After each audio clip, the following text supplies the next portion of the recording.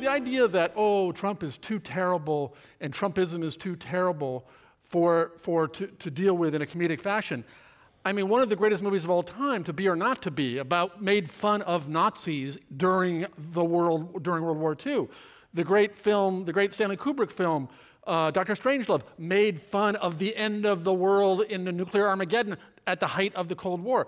So the idea that somehow, because this guy and what he represents and the movement he is leading is so terrible, which I gladly stipulate, is not, to me, an argument that, like, no, comedy and humor is not the way to go. P.J. O'Rourke, to respond to that?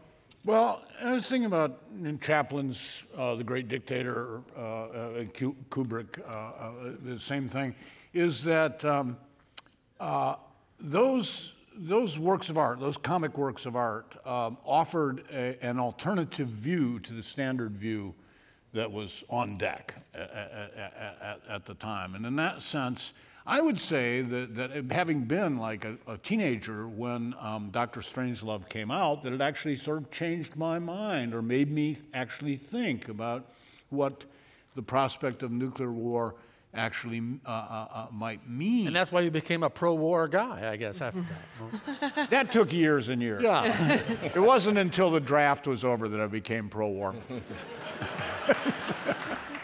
Yeah, but what I'm concerned about, and I think it sort of degrades comedy, is that merely making mock of someone, especially someone who has a large popularity base, and not only making mock of them, but making mock of the people who like them, is probably not doing a service to humanity. And then, of course, you come to the question, is comedy supposed to do a service to humanity?